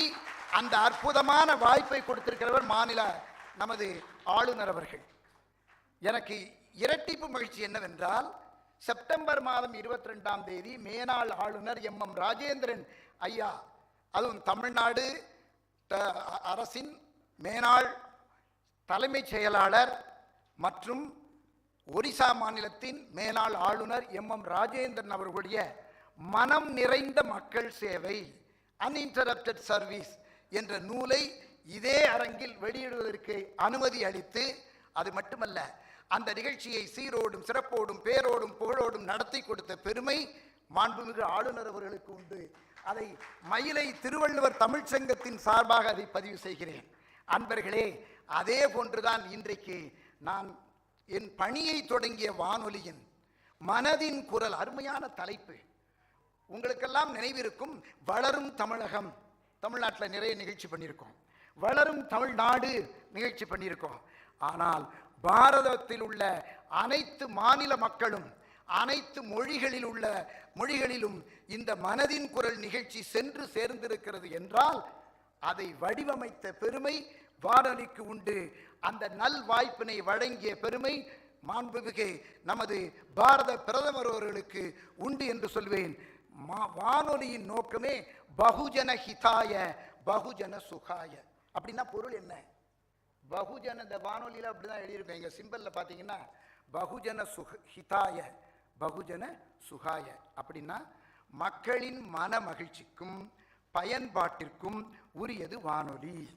இதை நன்கு உணர்ந்து பாரத பிரதமர் அவர்கள் I should reach the people, அனைத்து ஊடகங்களிலும், அனைத்து மின்னணு ஊடகங்களிலும், electronic media, radio is the cheapest electronic medium which reaches any remote corner very quickly than any other medium reaches.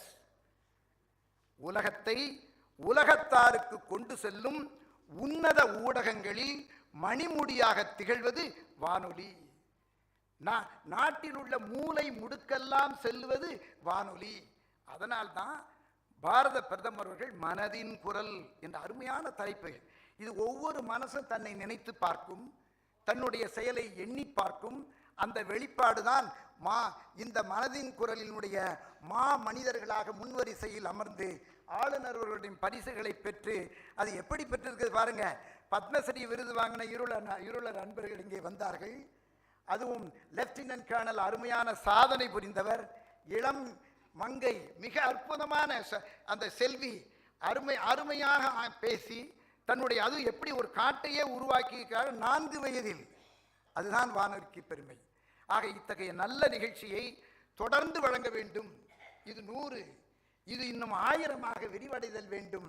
அதாவது என்ன சொல்றாங்க தெரியுமா, வானொலியின் முக்கியமான பணிகளே 5: to inform, to entertain, to educate, to instruct, to merchandise.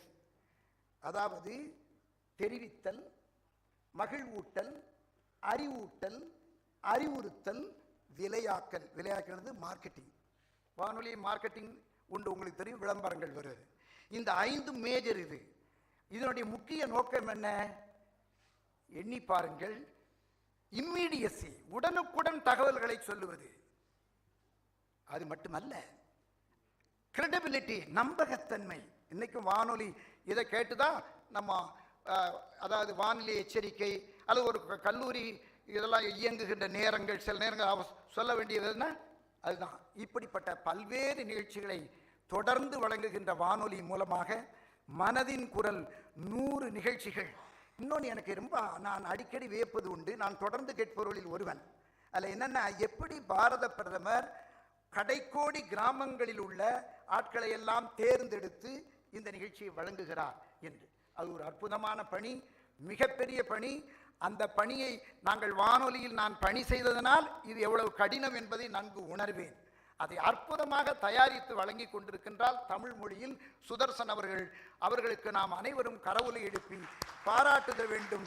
என்னுடைய இளவல் என்கிற முறையிலும் நான் சொல்லி மகிழ்கின்றேன். அன்பர்களை என்று ஒன்று சொல்லி நிறைவு செய்கின்றேன். அதாவது வானொலி நிகழ்ச்சியில் வானொலி நெல் அறிமுகப்படுத்தினது திருச்சி வானொலி, வானொலி வாழை அறிமுகப்படுத்தினது. இப்படி பொருள் விவசாய விளை இன்னொன்று அனைத்திந்திய அளவிலும் விவசாயிகள் நிகழ்ச்சியில் முதல் நிலை பெறுவது தமிழில் ஒலித்த விவசாய நிகழ்ச்சி, குறிப்பாக திருச்சியை சாரும். அப்பந்தான் வானொலி நெல், வானொலி வாழை. இந்த மனதின் குரலினுடைய வெடிப்பு சிறப்பு என்னவென்றால் வாழை நார். எங்கள் வானொலியில் சேர்த்து பழக்கம். இப்போ தான் என் கண்ணை காட்டுறாரு, சீக்கிரம் முடிங்க நேரம் ஆகுதுன்னு பாரு. ஏன்னா எங்களுக்கு இப்போ தொழில் அதுதானே, அப்படியே கையை காட்டினா முடிக்கணும்னு அர்த்தம். முடிச்சிடுவேன், கவலைப்படாங்க. அது வானொலி நார் சொல்லி ஆகணும்ல. இது வானொலி நார் இந்த அன்பர் உருவாக்கி அதை மிஷினை கண்டுபிடிச்சு வெளிநாடுகளுக்கெல்லாம் சென்று சேர்ந்திருக்கிறார் என்றால் அதற்கு காரணம் என்ன? மனதின் குரல். ஒலித்தவர் யார்? பாரத பிரதமர். ஒலிக்க செய்தவர்கள் எது? வானொலி. ஆகையினாலே அனைத்து நல்ல உள்ளங்களுக்கும் நன்றி சொல்லி இத்தகைய நல்ல வாய்ப்பினை, அது எதை சொல்லுவாங்கன்னா மக்களை சென்று சேரணும்னாங்க. மக்களை சென்று சேர்வதுதான் வானொலி.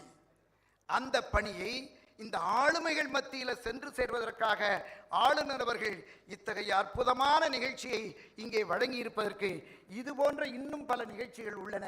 அதையும் இது போன்று பல ஆளுமைகள் முன்னிலையில் நடத்தி எல்லோரையும் பாராட்டுங்கள். பாராட்டு தாலாட்டை போன்றது, அது அனைவரையும் உயர்த்தும் உய்விக்கும் என்று சொல்லி என்னுடைய உரையை நல்லதொரு வாய்ப்பினை நல்கியதற்காக நன்றி சொல்லி நிறைவு செய்கிறேன். நன்றி, வணக்கம். நன்றி செய்யோன் அவர்களே. வானொலி என்பது ஏழைகளின் சாதனம், எளியோரின் சாதனம், நாட்டின் மூலை முடுக்கெங்கும் பரவி இருக்கும் சாதனம், குறிப்பாக அடித்தட்டு மக்களை சென்றடைய பேருதவியாக இருக்கும் சாதனம் என்பதை அறிந்துணர்ந்துதான் மாண்புமிகு பாரத பிரதமர் நரேந்திர மோடி ஐயா அவர்கள் இதனை தேர்ந்தெடுத்தார்கள். அதனை ஒலித்த சேயோன் அவர்களுக்கு நெஞ்சார்ந்த மனமார்ந்த நன்றிகள். அடுத்ததாக 100வது மனதின் குரல் பதிப்புகளிலும் இடம்பெற்றிருக்கும் ஆளுமைகள் அடங்கிய சிறப்பு டிஜிட்டல் இதழை இப்பொழுது மாண்புமிகு தமிழ்நாடு ஆளுநர் வெளியிட்டு சிறப்பிக்கின்றார். இதை திரையில் காண்போமா நண்பர்களே?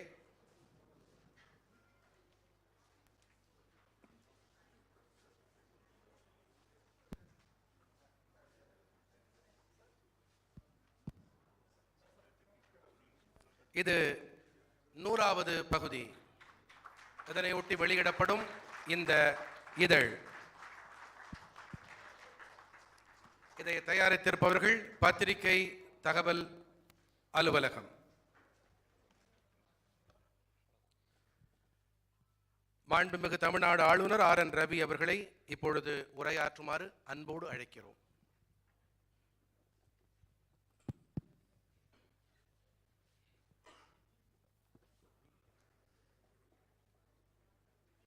இங்கே கூட்டியிருக்கும் அனைத்து மதிப்பிற்குரியவர்களுக்கும் வணக்கம். ராஜ்பவனுக்கு இன்று ஒரு வரலாற்று நாள். Because it is historic, because this hall, Darbar Hall, has held many events, felicitated many dignitaries, many achievers, but today is special. It's special because we have here, all of you present here, you are in your own ways silently bringing about a revolution to transform this country. You are all builder of the nation. And to have all of you here I think Raj Bhavan feels blessed to have you all. It is 100th episode today of Prime Minister Man Ki Baat.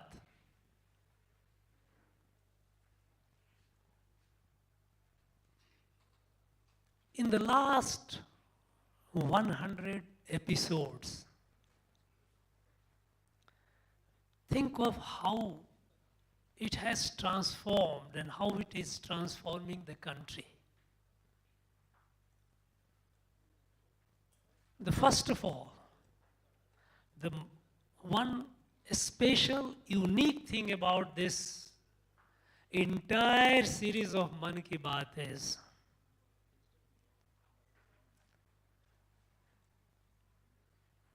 nowhere ever any politics was in it.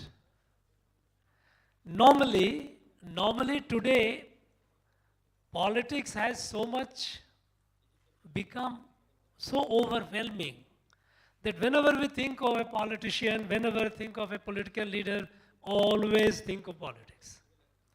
Sleeping, waking, whatever I speak, there is politics. But this 100 episode, never ever he talked politics.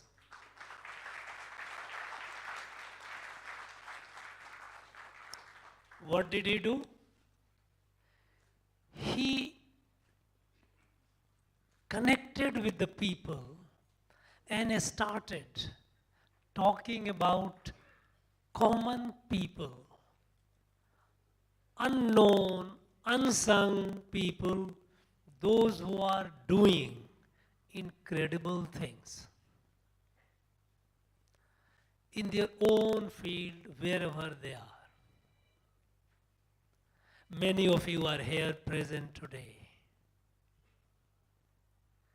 And when Prime Minister mentions, and you know, he has named more than 700 persons and more than 300 entities, NGOs, organizations. These are samples. In our country, he touched every state. And I think if you go by the number of references that he has made, Tamil Nadu, he mentioned perhaps the maximum. Many a times, by listening to his Man Ki Baat, and when he makes a reference to Tamil Nadu,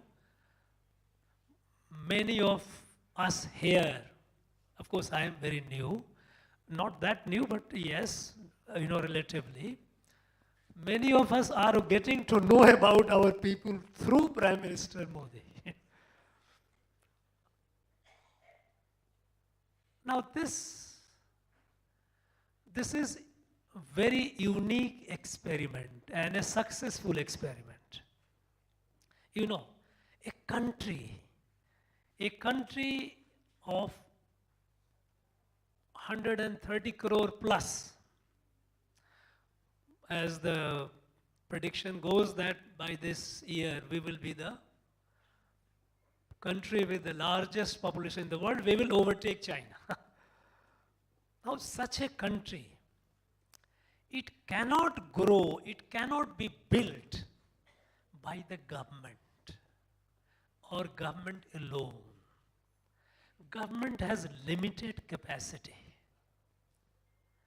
In fact, before the idea of modern state came, Samaj, the society, used to look after itself. Kings had very limited role to play.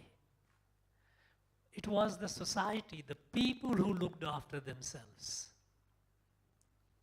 Unfortunately, with the coming of modern state, we all developed a tendency to look up to government for everything. In the process, the strength of the society, the strength of the people started forgetting. And a dependency syndrome developed. dependency. Government is not doing this, government is not doing that, government must do that.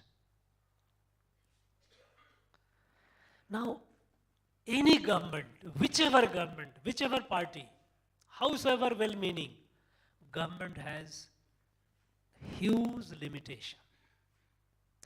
The country can be built if the people of the country, they wake up. They, imagine the strength, the potential we have amidst us. So many of you, and some of you came and shared your experience. Take the case of this little girl, Prasiddhi. Now, she's hardly 10 years. Imagine, 1 lakh trees. Now, 1 lakh is not a small number. It shows the resolve. First, a cause, a larger cause to save this planet Earth, Mother Earth. We all know what kind of problem we are all going to face. The world is going to face. And we also know that how it can be addressed. But somebody has to take forward, a step forward. Now this little girl took the initiative to plant trees. And she has crossed 1 lakh. Now this is a remarkable work. Now take the case of Vaikom Vijayalakshmi.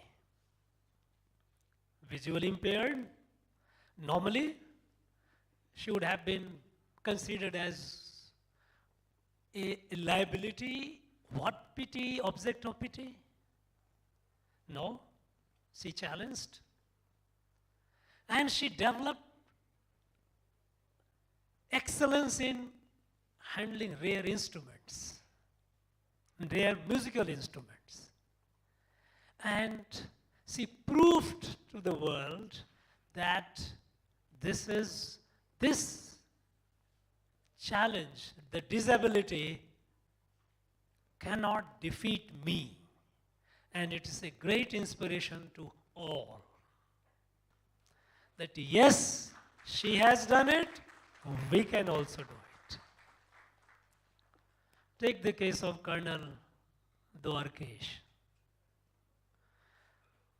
Climbs Siachen. I don't know how many of you have.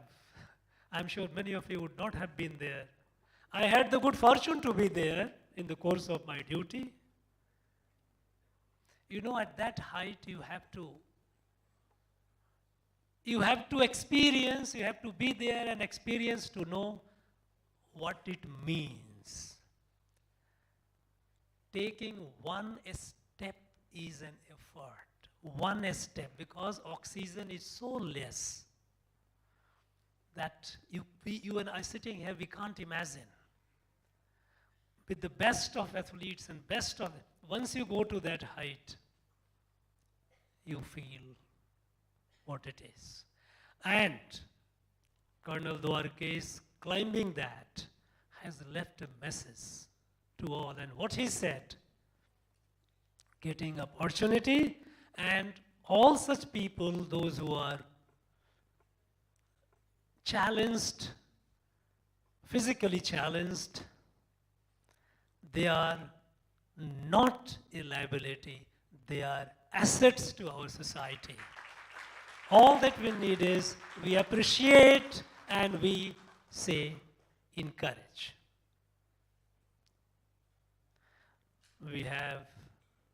We found Mr. Murugeshan talking about his experience. Coming from, imagine, banana waste. Something occurred to this gentleman that no, I will do something out of it. And he started making products, rope and so many things.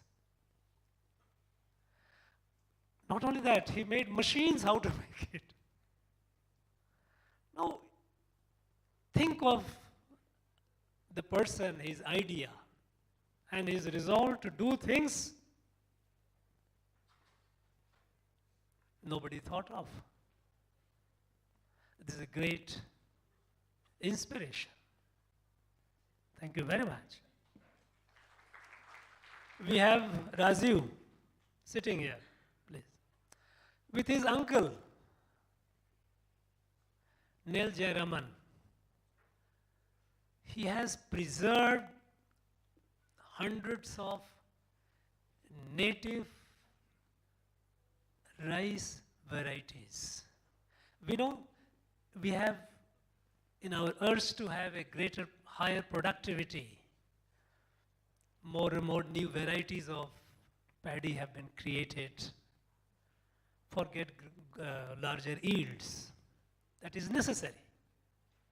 But we should also realize that these new varieties, we do not know how they can sustain, how long they can sustain if some pest or something strikes. These mutated new varieties, their durability, their longevity is not certain. But the native varieties have tested the time. For hundreds and hundreds of years they have been here. And when it comes to rice, I don't know how many of us are aware that this land here in Tamil Nadu, now we call Tamil Nadu, until 200 years ago, these are records, the British records of 1820, 1830, our rice production, native rice production, was what is today difficult for us to achieve. Even the most advanced country in rice production, Japan, has not reached about 7 metric ton per hectare. Now 7 metric ton per hectare rice production was through native varieties. This is what we were doing during the period of colonization because of various policies, land policies of the colonials and all that, we suffered.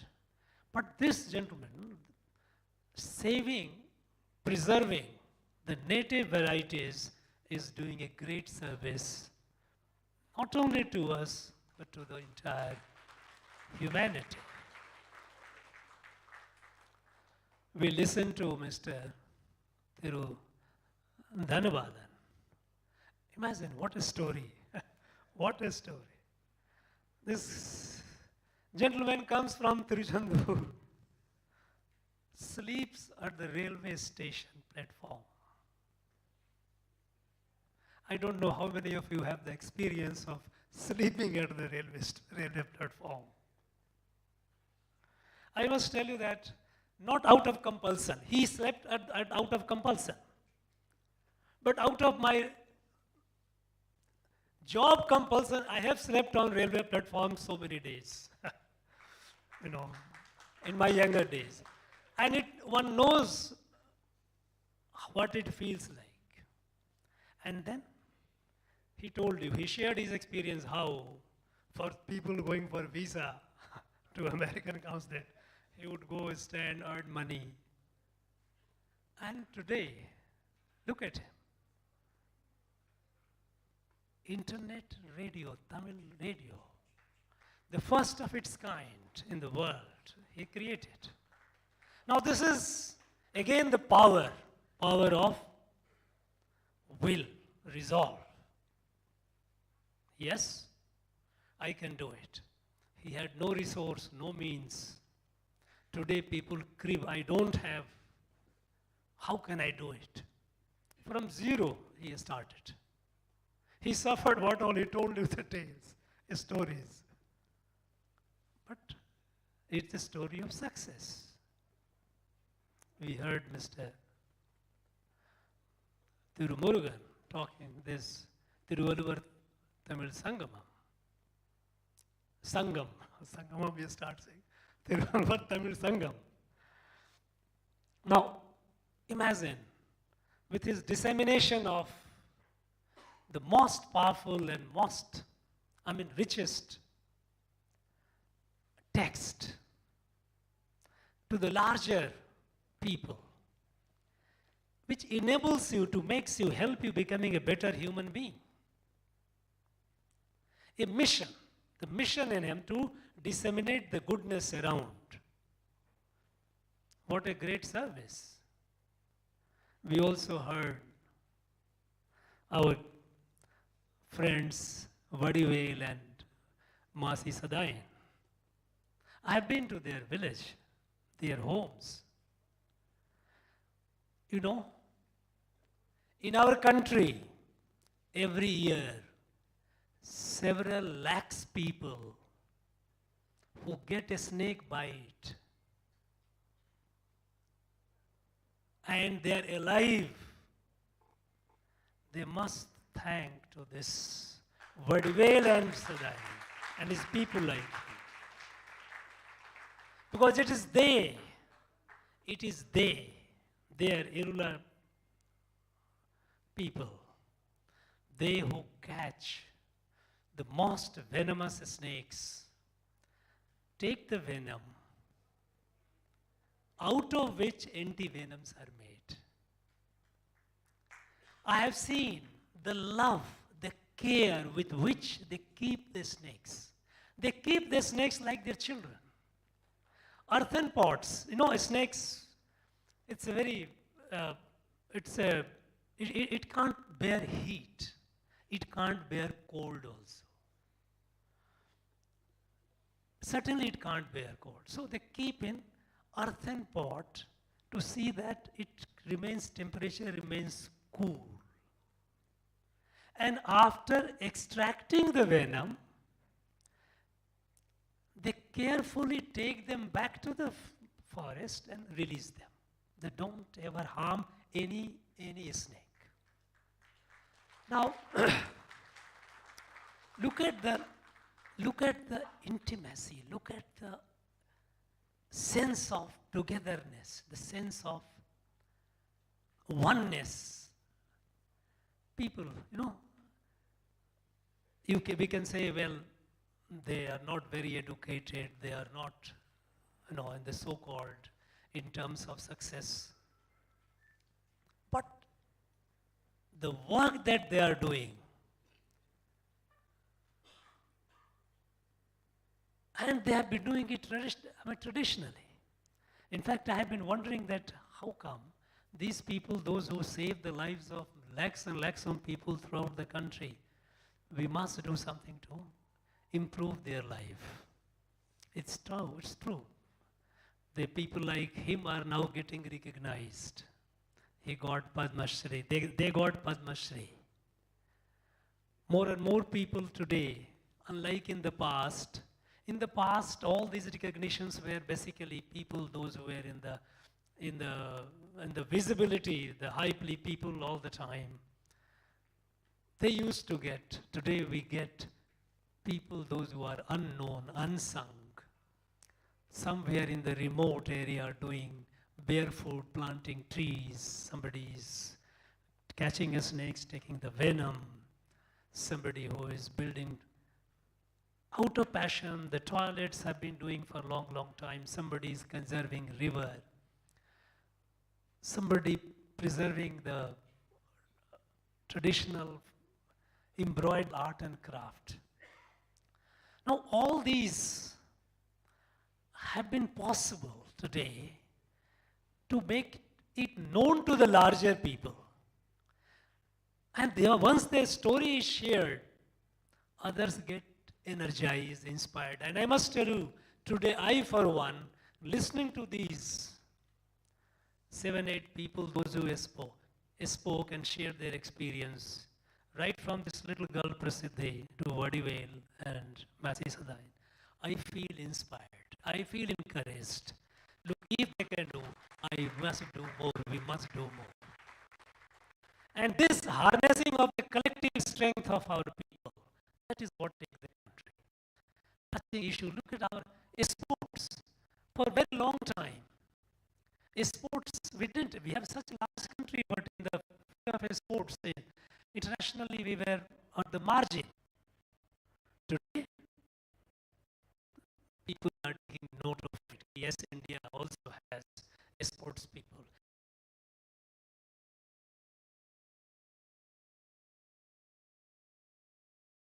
And our sports people, sports young men and women are making us so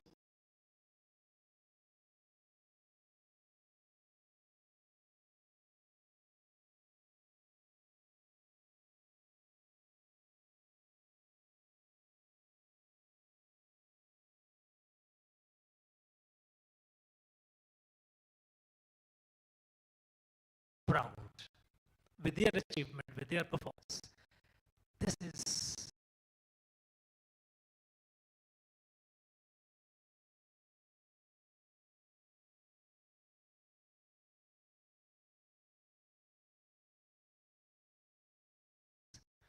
these things to be encouraged.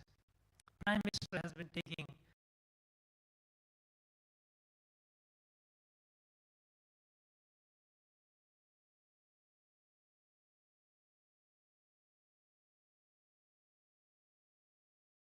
special care to recognize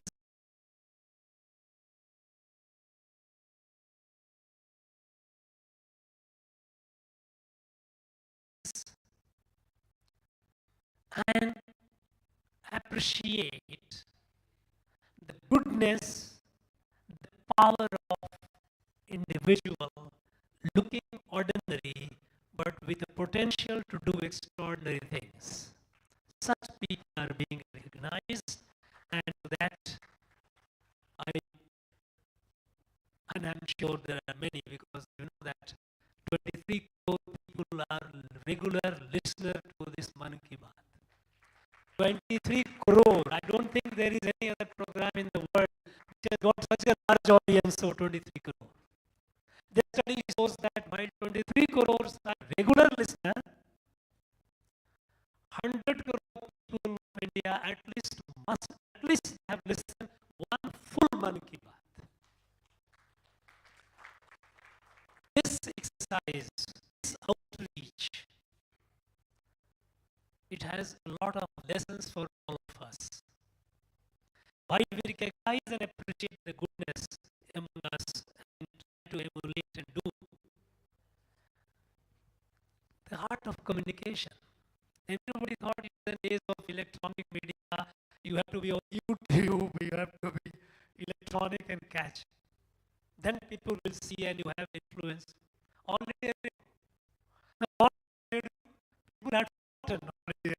So, there was a time when we were all listening on to All India Radio, of course. The song program of Vivid Bharati was so popular, we all to wait for the evening listen to Vivid Bharati. Same programs. But over time, it started moving away. Now it's moving. Because this is such the largest and widest access, remotest area. And when you listen and when you see, there is a difference. When you see something on the TV screen or your mobile screen, your neck is only with the eyes and you get all the time moving, emotionally moving along with the events which are coming on the screen. But when you listen, your mind, you process. More than your eyes, your processing is going on. You appreciate, you assimilate. It's